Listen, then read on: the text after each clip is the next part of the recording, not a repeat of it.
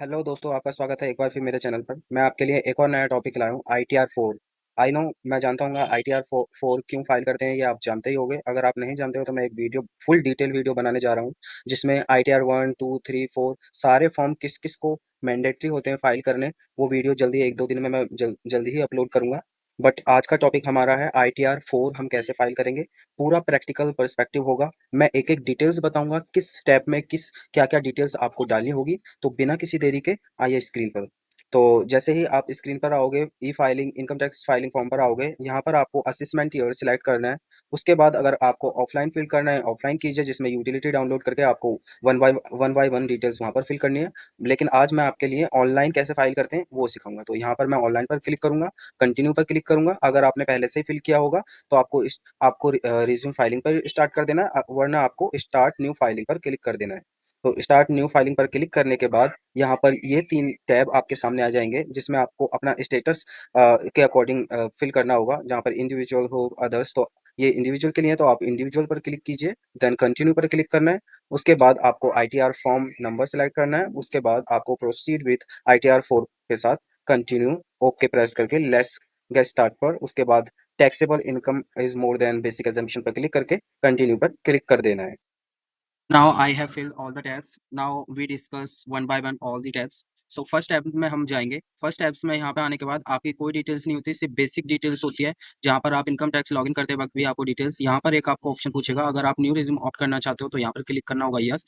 उसके बाद यहाँ पर एक और ऑप्शन आता है, यहाँ पर भी आपको क्लिक करना होगा। यहाँ का मतलब होता है, सपोज कीजिए अगर आप पिछले साल मतलब प्रीवियस ईयर 24-25 में अगर आपने ऑप्ट कर लिया होगा न्यू रिज्यूम, तो आपको यहाँ पर यस, सिर्फ यस क्लिक करना होगा। उसके बाद अगर आप करंट ईयर से ऑप्ट करना चाहते हो तो आप यस करके आप डिटेल्स, एक्नॉलेजमेंट नंबर, उस डेट ऑफ जब आपने फाइलिंग किया था वो डिटेल्स फिल कर देंगे।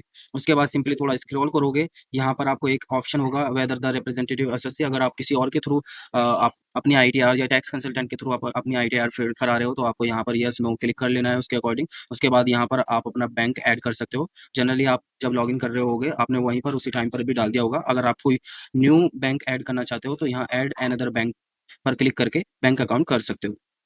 उसके बाद नाउ ग्रॉस टोटल इनकम पर मैं क्लिक करूंगा। यहाँ पर मैंने सारी डिटेल्स आपकी डाल दी हैं, सिर्फ मैं आपको एक्सप्लेन करूंगा वन बाय वन। मैंने यहाँ पे आपके रेफरेंस के लिए सारी इनकम इंक्लूड कर दी हैं, जो कि ITR फॉर्म में हम जनरली फिल करते हैं। तो वन बाय वन डिस्कस करूंगा। सो फर्स्ट हम आ चुके हैं प्रेजेंटिव इनकम बिजनेस AD। तो यहाँ पर मैं डिटेल्स पर क्लिक करूंगा। यहाँ पर मैंने एक किराना स्टोर का एग्जांपल लिया है।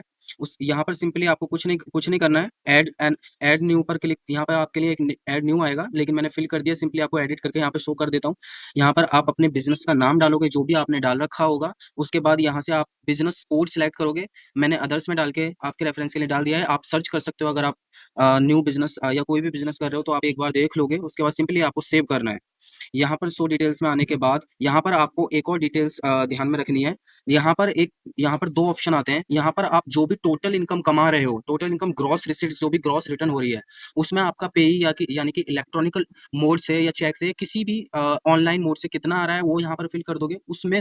और जो भी टर्नओवर का जो भी कैश से आ रहा है वो आप यहाँ पर फिल कर दोगे। मेक श्योर आप टैक्स ऑडिट के प्रोविजंस पढ़ लिए होंगे, क्योंकि अगर टैक्स प्रोविजंस आपके एप्लीकेबल होंगे, ऑडिट एप्लीकेबल होगा, तो आपको ITR 4 फिल करने की जरूरत नहीं होती है। आपको ITR 3, या अगर कोई फर्म है तो आपको ITR 5 या ITR 6 कंपनी है तो उसके अकॉर्डिंग आपको फिल करना होगा।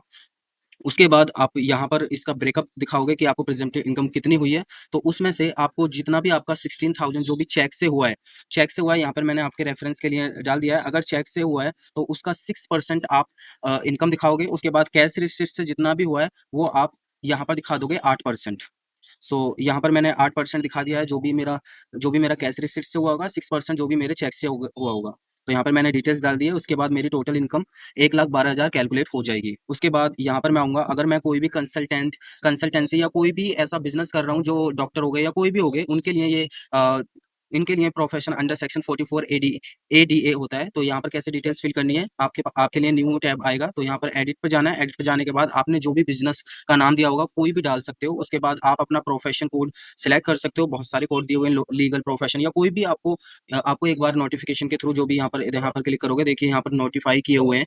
आप इनकम टैक्स वेबसाइट पर जाकर वो एक बार चेक कर सकते हो। उसके बाद आप डिस्क्रिप्शन में भी डाल सकते हो अदर में करके। उसके बाद सेव पर क्लिक करके आप यहाँ पर जितना भी आपको रिसीट्स हुआ है, यहाँ पर भी आपको ब्रेकअप डाल देना है। उसके बाद जो भी आपकी टोटल हुई है, उसका 50% आपको इनकम दिखाना होता है। अगर आप चाहते हो फुल डिटेल मैं इन टॉपिक पे बनाऊँ, तो इसके लिए मैं बना देता हूँ, क्योंकि मेरे पास टाइम भी नहीं है, मैं भी थोड़ा फास्ट चल रहा हूँ। तो सिंपली आपको यहाँ पे डिटेल्स डाल देनी है। उसके बाद यहाँ पर कोई भी प्रेजेंटेड इनकम है गुड्स एंड कैरीज से, तो वो भी आप डाल दोगे। यहाँ पर देखिए फर्स्ट में एक ऑप्शन आएगा, यहाँ पर आप अपने बिज़नेस से रिलेटेड डिटेल डालोगे। उसके बाद यहाँ पर आप अपने ट्रांसपोर्टेशन से रिलेटेड वीडियो डालोगे, जो आपके पास कोई भी गाड़ी है या कुछ भी है, उसकी डिटेल्स का रजिस्ट्रेशन नंबर, आपने आपने हायर किया है या आप उसके ओनर हो या लीज पे किया है, उसका उसका टन कैपेसिटी कितना है, कितना टन वो ले जा सकता है। मैंने एग्जांपल के लिए 10 डाल दिया है। उसके बाद नंबर ऑफ मंथ्स या कितने टाइम के लिए आपने उसको ओन किया है, उसके बाद टोटल प्रेजेंटेड इनकम आपको यहाँ पर डाल देनी है। उसके बाद सिंपली सेव कर देना है। आपकी सारी डिटेल्स फिल हो गई है, सिंपली आपको सेव पर क्लिक कर देना है। उसके बाद आप आपकी अगर कोई सैलरी से इनकम है, तो वो भी आप एक बार चेक कर सकते हो। वो भी आप ग्रॉस ग्रॉस जो भी इनकम आई है वो आप डाल सकते हो। उसके बाद कोई भी अगर अलग अदर बेनिफिट्स मिले हैं, वो भी आप एम्प्लॉयर से वो भी डाल सकते हो। सिंपली आप सेव कर सकते हो। अगर आपने डिटेल सैलरी से रिलेटेड देखना है, तो वो ITR1 कैसे फिल करते हैं वो भी मैंने बनाया हुआ है, आपको एक बार वो भी रेफर कर सकते हो। सेम डिटेल्स आपको डालनी है, अदर कोई डिटेल्स आपको इंक्लूड नहीं करनी है। सैलरी से रिलेटेड और भी वीडियोज़ हैं, तो वो भी देख सकते हो। मैं वीडियो के लास्ट में या आइकन पर लगा दूँगा। उसके बाद कोई भी आपकी इनकम फ्रॉम हाउस प्रॉपर्टी होगी, मेक श्योर यहाँ पे एक ही हाउस प्रॉपर्टी से रिलेटेड आपको दिखानी है। अगर आपकी 2 या 3 से है, उसके लिए एक और नया फॉर्म है, वो आपको फिल कर देना है। उसके बाद यहाँ पर एडिट करके आपकी आपकी जो यहाँ पर स्टेटस सिलेक्ट करना है, सेल्फ ऑक्यूपाइड या लेट आउट। मेरे केस में कुछ नहीं है, तो मैं कुछ नहीं डाल रहा। उसके बाद आप यहाँ पर डिटेल्स डाल सकते हो। उसके बाद सिंपली आपको स्क्रॉल करना है। अगर आपने कोई भी इंटरेस्ट मिला है या कुछ भी हुआ है, आप उसकी ब्रेकअप डाल सकते हो। उसके बाद कोई भी आपकी अदर सोर्स की इनकम हुई है, मेक श्योर आपके AIS में अगर ₹1 का भी इंटरेस्ट डिस्क्लोज किया है बैंक ने, तो आपको मेक श्योर डिटेल्स यहाँ पर डाल देनी है अदर सोर्स में। वो आपको ज़रूर इंक्लूड करनी है, चाहे ₹1 हो या ₹2 हो। आप अपने फॉर्म 26 AIS TIS एक बार वेरीफाई जरूर कर लीजिएगा, उसमें कोई भी इनकम छूटनी ना चाहिए। उसके बाद सिंपली आपको कन्फर्म पर क्लिक कर देना है। यहाँ पर आने के बाद आपको डिस्क्लोज एग्जेम्प्ट इनकम अगर कोई होती है, तो आप यहाँ डाल सकते हो। अगर आप बिजनेस की इनकम दिखा रहे हो, आपको ये डिटेल्स जरूर फिल करनी है। यहाँ पर कोई भी आप अदर लाइबिलिटी या कोई भी एक डिटेल्स डाल सकते हो। उसके बाद सिंपली और यहाँ पर नेक्स्ट, अगर आपने GST रजिस्ट्रेशन लिया हुआ है, तो आप अपना GST रजिस्ट्रेशन, उस पर कितना टर्नओवर हुआ है, वो आप डिटेल्स फिल कर दीजिएगा। मेरे केस में अभी है नहीं, तो मैं कंफर्म पर क्लिक करूंगा सिंपली। उसके बाद यहाँ पर आप अगर डिडक्शन लेना चाहते हो, आप अगर न्यू रिज्यूम में हो, तो आपको एक ही डिडक्शन मिलेगी यहाँ पर, वो भी है मैंने एक इन्वेस्टमेंट की है 50,000 की, तो मेरे को फुल डिडक्शन मिल जाएगा। अगर आपको फुल डिडक्शन किस किस तरीके की डिडक्शन होती हैं, आप कैसे कैसे ले सकते हो, अगर इस पर वीडियो चाहिए प्लीज कमेंट जरूर करना। मैं आपके लिए डिटेल्स 1 से 2 दिन के अंदर अंदर फुल डिटेल्स वीडियो बना दूंगा। किस तरीके की डिडक्शन, कहाँ पर आप इन्वेस्टमेंट करते हो, क्या डिडक्शन मिल सकते हैं, किस किस तरीके से मिल सकती है, क्या लिमिट होगी, किस तरीके से ले सकते हैं, क्या-क्या डॉक्यूमेंट्स रिक्वायरमेंट होंगे, मैं आपको एक्सप्लेन करूँगा उस नेक्स्ट वीडियो में। अगर मुझे 3 से 4 या 5 से 6 कमेंट्स मिल गए, मैं ज़रूर बनाऊँगा।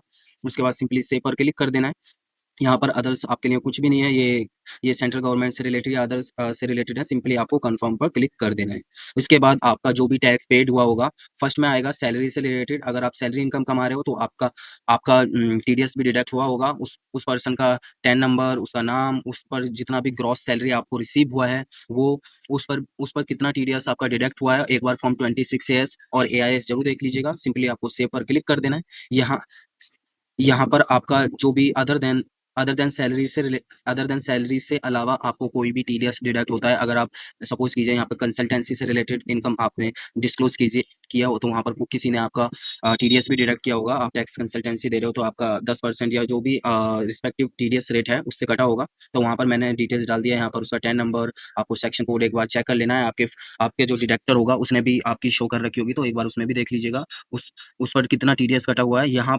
इन दोनों में एक डिफरेंस होता है। यहाँ पर होता है आप टोटल TDS आपका कितना कटा हुआ है, और यहाँ पर होता है आप कितना TDS क्लेम करना चाहते हो। अगर आप छोड़ना चाहते हो, सपोज कीजिए आप समझ रहे हो कि यहाँ पर 15 लाख मैंने इनकम दिखाई है, आप कह रहे हो कि इसमें से 10 लाख इनकम सिर्फ मुझे पर्टेन हो रही है, बाकी वो डिस्क्लोज कर दिया अदर पर्सन ने बाय मिस्टेक या जो भी करेक्शन है, उसमें से 10 लाख और आपका 1 लाख का TDS आपको पर्टेन करना है। तो यहाँ पर आपको 1 लाख दिखाना है, 1 लाख यहाँ पर दिखाना है, क्लेम जो भी करना है। उसके बाद आपका ग्रॉस रिसीट्स 10 लाख दिखा देना है। और एक और चीज, अगर आप सपोज कीजिए आप कह रहे हो कि 10 लाख में से मेरा 1 लाख नेक्स्ट ईयर को पर्टेन कर रहा है, मतलब अभी 25-26 की रिटर्न फाइल कर रहे हो, मतलब 26-27 में आपका इनकम इनकम शो होनी है, मतलब वो उस ईयर को पर्टेन कर रही है। तो यहाँ पर आपको 9 लाख, उस पर जो भी है 90,000 यहाँ क्लेम करना है, आपको 1 लाख यहाँ पर दिखाना है। उसके बाद उसको कैरी फॉरवर्ड में डाल देना है, जैसा आपको लगे। उसके बाद सिंपली आपको सेव पर क्लिक कर देना है। उसके बाद अगर कोई भी आपने एडवांस टैक्स पे किया हुआ है, तो यहाँ पर आप एडवांस टैक्स या सेल्फ असेसमेंट टैक्स जो भी पे किया हुआ है, उसका BSR code, date of deposit, जिस डेट को आपने डिपॉज़िट किया, आपके पास चालान भी जनरेट हुआ होगा, उसका चालान सीरियल नंबर, टैक्स आपने कितना पेड किया है, वो आप डिटेल्स डाल दोगे वन बाय वन। उसके बाद सिंपली आपको कन्फर्म पर क्लिक कर देना है। उसके बाद यहाँ पर आपकी टैक्स लायबिलिटी कैलकुलेट हो जाएगी। ये एक्सक्लूडिंग टीडीएस डिडक्शन है, जो भी आपका अभी टीडीएस से सेटअप नहीं हुआ है।